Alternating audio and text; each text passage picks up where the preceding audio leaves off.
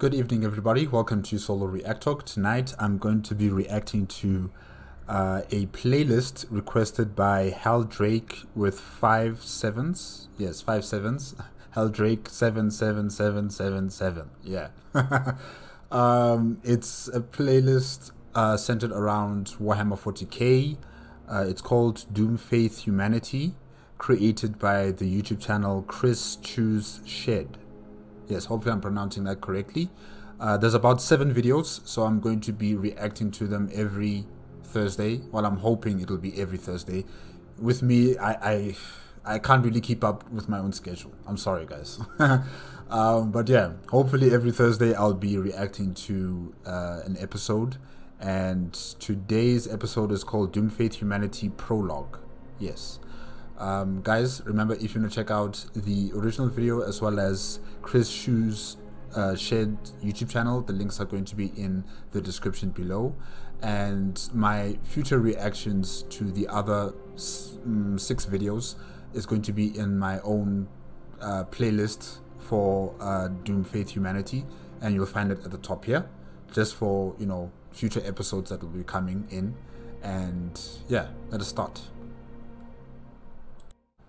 Okay, 3, 2, 1, go. A storm's finest disguise is a preceding bright day. That was the lesson that the souls on the armory world of Brotel 4 would be painfully taught in their moments of jubilation. What's the planet called? Brotel. Brotel 4. It's an armory world. Okay.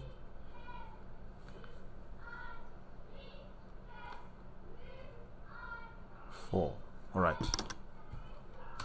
Just as the rotation that would complete the world's solar cycle concluded, the streets of the various hive cities rang with cheers, bells, and war hymns as its population welcomed in several formations of Imperial Guard upon their surface after having completed campaigns of great valor and service to the Emperor, and were about to send out several others into their own path to service and glory. The air carried on it the scent of flowers, pumped out from the hive's ventilation systems at the governor's order. But the scene of celebration would not last, as the sky would darken with clouds, which in turn unleashed a downpour. The sudden atmospheric change was caused by the massive bodies of 2 space hulks that had been spat out of the warp. To the added shock and horror of the transport fleets and their escorts hanging above the planet, whatever malignant forces dwelled within both behemoths were able to bring life to their tools of death, with the engines of multiple vessels in the backsides of the space hulks blazing like the system's sun and pushing them forward. The bestial... Is this chaos? Are these space hulks, like, you know, being controlled by demons? Oh no. I mean, what else uses space hulks? Orcs. Okay, maybe it's orcs. I think I'll be far more accepting of orcs than it being chaos, you know, chaos influenced or chaos infused, you know, space hulks. Because what comes out of there, oh gosh, it'll be too nightmarish. At least with orcs, you know, you'll have a chance. You'll have a chance to survive.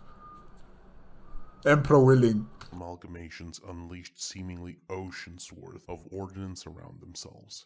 While they tore chunks out of each other's hulls, that did not seem to bother them at all, as the Void garrison was being mercilessly shredded and forced to disperse, giving the pair a clear path towards the planet. Today was the day young Richard had worked towards for the past few years. He had proven himself ready to ascend from a cadet into a private of Brotel's planetary defense force. The successful cadets from his class were in the middle of their graduation ceremony when the harrowing call of sirens deafened the air across the planet. All celebrations ceased, and everyone made for cover. Now officially inducted into the PDF, Richard and his squad rushed towards their barracks in order to change their ceremonial attire for one more fitting for combat. It was on their way that they could see the dark clouds begin to part, revealing the monstrous vessels that had forced themselves into their home's orbit and were now racing towards its surface. With every passing moment, their shapes grew larger and larger, enveloped in flame. Grab your... I'm surprised that the ships are not breaking apart, you know? Yeah, really, they should be breaking apart on the atmosphere. But, wow. They're really gonna land here, or crash land. Crazy. your gear and head towards the bunker, lightweights. Richard's squad leader shouted as soon as they entered the barracks. The command itself was simple, a drill everyone had practiced many times over, though Richard proved to be the speediest among his mates this time. With his gear equipped, he moved down the ladder to the bunker below. His focus was most admirable and was likely what saved his life, as it prevented him from looking outside of the barracks window and seeing the fully revealed immensity of the space hulks smash into the ground. An uneasy silence had gripped the barracks for a few moments before it shattered by a violent shake and a sonic boom. And how does anyone survive such a crash? How? How? Hey. Seemingly at the flip of a switch, the organized squads broke into their individual components, screaming in terror as they rushed towards the narrow bunker hole. What's going on? Richard barely managed to call out as the man he had looked up to shoved his upper torso into the bunker hole and stretched out his arm in an attempt to grab the former cadet and yelled, Bobson, pull me in right now, Bobson. Rather than speeding up, the private was initially taken aback by the manic display before him, but he got a hold of himself and nodded in affirmation, stretching out his own hand as instructed.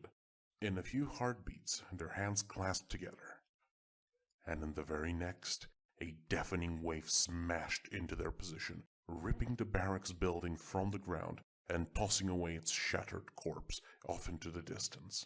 The initial impact made Richard close his eyes and turn his head away to protect it, but a sudden lightness to his grip prompted him to look back up, upon which he would see his squad leader gone, save for his forearm torn at the elbow, which was oddly still clinging to the private's own hand. Shaken from the sight, the young man yelled out in terror and attempted to both throw and push the appendage away from himself, due to which, however, he let go of the ladder and lost his footing, falling down on the concrete. A single thud was what he remembered before the world vanished into darkness.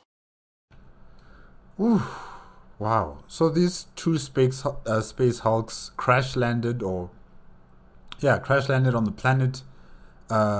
It created a huge explosion, a very powerful shockwave that could blow away anything and, just destroy bunkers and kill everyone that's, on the higher level of the bunker.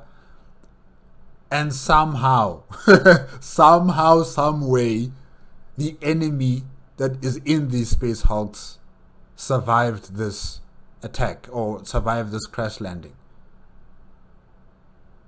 Crazy. After Emperor knows how long, while still lost in this state, Richard would begin to find his way back into the waking world, the stillness of his mind being banished by the sound of something scraping against permacrete. Slowly he would force his eyes open, and to his surprise, he was not met by the dark exterior of the bunker. Instead, he could see what he barely recognized as one of the side streets to the barracks, as it appeared completely demolished and littered with rubble. What transformed his surprise into concern, however, was how the street was becoming more distant as he realized he was being dragged away. Looking down, he saw that his hands and legs were bound in rope as he was laid on top of a makeshift stretcher surrounded by various bags of equipment that used to be stored in the barracks. Being the next logical thing to do, Richard slowly looked up, making sure to be as unnoticeable as possible, not knowing whether he was in the presence of a savior or a predator. By the Emperor's merciful grace, the Brotelian could release a sigh of relief after seeing that the one dragging him was a man, clad in the uniform and flak armor of the Cadian shock troops. Hey! Said sigh was apparently audible enough for the guardsman to notice as he stopped in his tracks and looked back at him. So, finally awake, huh? Can you walk on your own? His voice was oddly calm. Contrary to Richard's jumpy state, the Cadian did not look panicked in the slightest. It's because he's done this before, hundreds of times. If he's alive and he's part of the Cadian troopers, then These guys are so experienced. They've gone through So many battle scenes. This is just a Thursday to him, or a Wednesday. In fact, his face bore the dour expression of exhaustion. Yes. Yes, I believe I can. Good. Suddenly, the guardsman dropped the stretcher, its passenger letting out a yelp as he hit the ground. Wordlessly, the Cadian stretched his back with a groan before turning around and untying the young man's bindings. Pick that up and follow me. The sector's clear for now, but you never know when the little vermin are skittering around when it's quiet. An exceedingly simple, yet cryptic instruction. You're referring to the things that fell from the sky? Has the enemy been identified? Orcs. The word left the man like a painful sigh, further enhancing his tired demeanor. Yeah, I'd also be tired fighting against orcs. But hey, at least it's an enemy, you have a chance with, really. If it was anyone else, I don't know. I honestly don't know if you guys would have a chance. But if it's the orcs, yeah, you have a chance. Why can't I ever be Tau that decided to jump to the opposite side of the galaxy? For God Emperor's sake, all the bastards on the eastern fringe of Ultima have it easy. If you ask me, it's us poor sods in North Solar that have it to deal with the worst shit. At least the traders are simple lunatics, filthy knife ears, just run away anytime you see them. But orcs, they're just idiocy made functional. And that is a pain no sane mind should interact with. The display, while normative, did not. Maybe he wants, excitement. He wants to fight against those other factions and he doesn't see the orcs as a worthy opponent. I say they are. Compared to all these other things that you guys have to fight against across the galaxy, the orcs, I would take them. Yeah. Have the effect that Richard thought it would. He had always imagined the guardsmen from beyond the stars to be amongst the most hardened followers of the Emperor, that stood firm in the face of everything the galaxy could throw at them. Yet, this one appeared more like a man going through a midlife crisis. My guy, this is a job. Richard, this is a job, okay? It's just a job. You're taking this too serious. Explaining like that is not very godlike of you. The moment the words left his mouth, the private remembered his standing as a PDF soldier in comparison to an Imperial guardsman from a renowned regiment such as the shock troops, so he hurried to add, With all due respect, sir. Richard preemptively flinched his face in preparation to be chewed out or physically disciplined, but nothing of the sort came. Instead, the Kenyan only rubbed his eyes and said in a flat tone, You're not my commissar, kid, so get off my back. By the thrones, mercy, we're all human, but we all don't get a 3-day nap break. The rest of us only get to vent on occasion.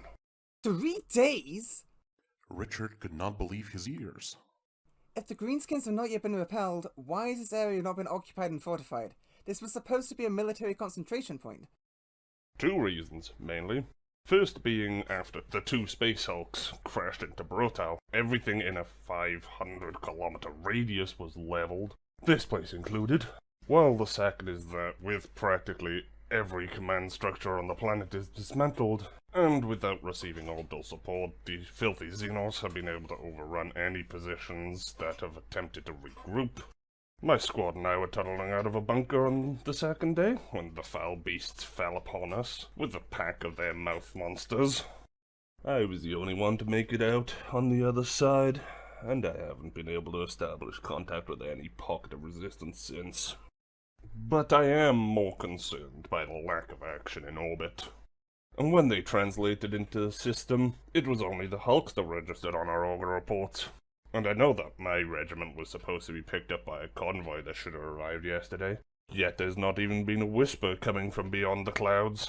So, I think it's safe to say that they are not there anymore. Probably the space hulks that the orcs were commandeering destroyed the navy in space. And yeah, essentially you guys are on your own until backup comes. And who knows when will that come?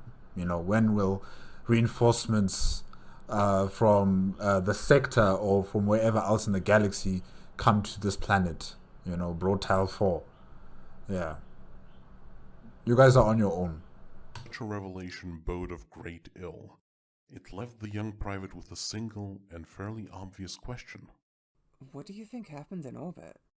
Probably more orcs. The Cadian paused for a few tense seconds before adding. And as weird as it may sound for me to say, I pray to the Emperor there's just more orcs. Purely for his own sake, Richard decided not to dwell further on the topic. With his need to know the status of his surroundings at least temporarily satisfied, he decided to change the subject by initiating the now overdue introductions, taking off his helmet and revealing his short blonde hair. Private Richard Bobson, of the 224th Brotel Garrison Battalion. If you want me to, I can salute you, if you permit me to set down the cargo. The firmness of his tone gave the Cadian momentary pause as he stopped and turned around, studying the young man before him behind the cover of his helmet's visor. He had written him off as a skittish newbie that couldn't be useful for anything more than manual labor, but in the red of his eyes he could see a spark of dedicated determination, which he clearly recognized as that of an equal. Not that he would tell him that. But, as a token gesture, he took off his own helmet, revealing his own violet eyes, ebony hair, and standing so that the markings of a pair of open pliers with 3 stars above them and the number 931 beneath them could be prominently seen on his shoulder pad. Sergeant Richard Dusk, of the Hold on. Sergeant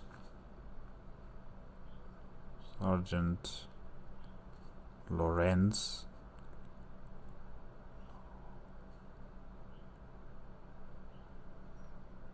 Sergeant Lorenz Dusk? Wait, let me just go back a bit, guys. I'm sorry. Need to get this. One beneath them could be prominently seen on his shoulder pad. Sergeant Richard Dusk, of Okay, I was right. Dusk. the 931st Cadian Shock Troop Engineering Regiment. Saluting is not necessary, just get a move on. I'd rather be at the shelter before it gets dark, so we can cover our tracks. Following that statement, Lawrence put his helmet back on and resumed his march. Richard followed his example and redoubled his efforts to catch up. Now that an air of familiarity was established, Richard decided to try satisfying a personal curiosity that had been bugging him for the last couple of minutes. So, Sergeant Dusk, if I may, why did you have me tied up? Tied you up? Kid, you're lucky I didn't bash your skull in with a brick thinking you were some cannibal when I found you. Some poor sod's torn off arm was next to you. That was until I found the rest of the pieces of the poor sod in question, under the rubble of the bunker above you. I don't think we needed to know that, though. But thank you, Sergeant Dusk. Remembering the face of his squad leader in his final moments caused Richard's face to fall in gloom.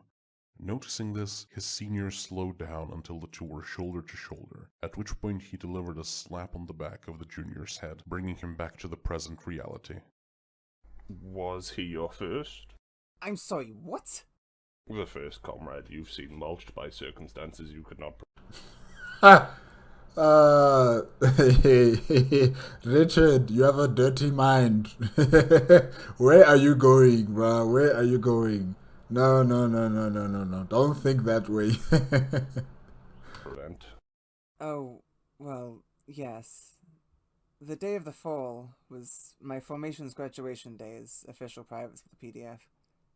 He was my squad leader. My mentor.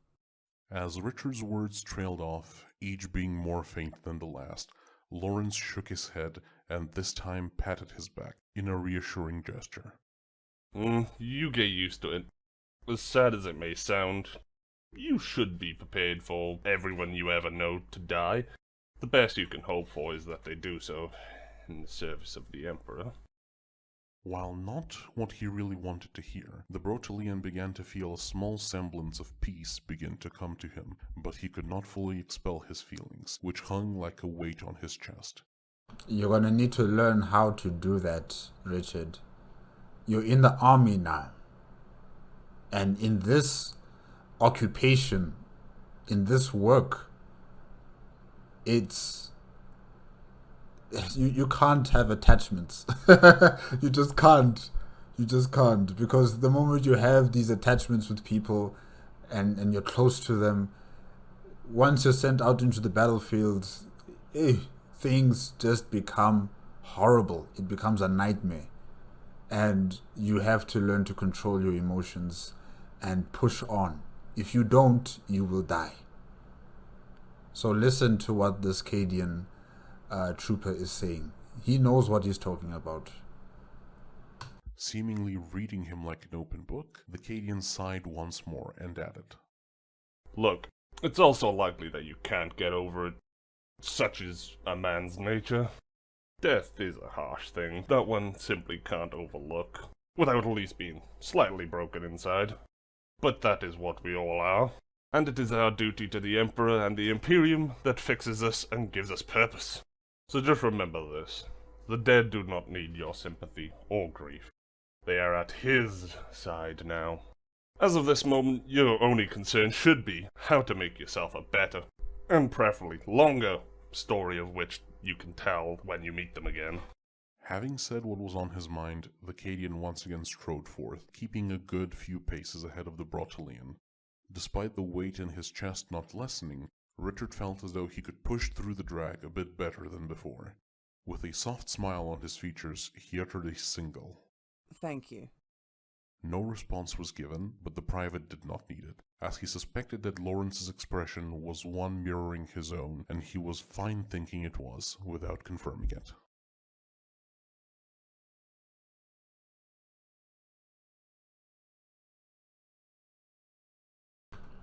Okay, guys, that is it with Doom Faith Humanity Prologue episode, if I can say it like that too, yeah. Yeah, it's been really interesting. Oh yes, it's been created on the KRissCHU's shared YouTube channel, yes. And yeah, it's been good so far with the prologue. We got to know the planet where we're based, Brotel 4. It's an armory world. And now we've been introduced to, I think, the two main characters, if I can say that, Private Richard and Sergeant Dusk. And yeah, the orcs have come to party. They've come to party on Brotel 4, and they are here to stay.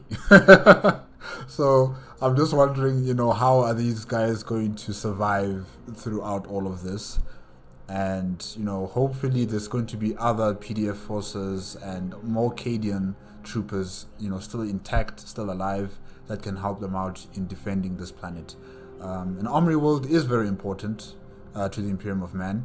And, yes, hopefully also more forces from, different sectors of the galaxy are able to assist Brotel 4 and, the citizens and the forces on the planet. But like I've said before, you just never know when are these guys going to come to, help out the planet, in terms of protecting it from the orcs. You just don't know, because sending information through astropaths, it takes time. It takes time to get to the right people, and even if it reaches the right people, they still have to organize a force for that force to go into the warp, and you don't know what's going to happen to you in the warp. You're not entirely sure when you're going to exit out of the warp, and if you do exit out of the warp, is it the place where you want to be? Is it in the time period you wanted to be in? Like, there's so many issues that need to be dealt with first before there's any form of reinforcements coming to Brotel 4. So for the moment, all we can hope is that the people who are there defending the planet will be able to hold on until reinforcements come. Yeah. Richard, good luck. You've just been baptized in fire. You've been baptized in this war, and hopefully you'll make it till the end, and you will continue to serve the Imperium of Man until you as well, join your friends by the Emperor's side. Yeah, hopefully. And Sergeant Dusk, yeah, keep him safe, keep him alive. Hopefully we'll see you two, make it out of this alive. And yeah, we can only hope for the best. But it's orcs, so I'm a bit more, you know, I'm less stressed, if I can say it like that, you know, about their future survivability on this planet. They can make it. They can make it. If it was any other force, then I would say they have issues and they might not make it out of this alive. Yeah. But since it's orcs, you know, you can try something. You can try and make it out of this alive, hopefully. Emperor's willing. Yeah.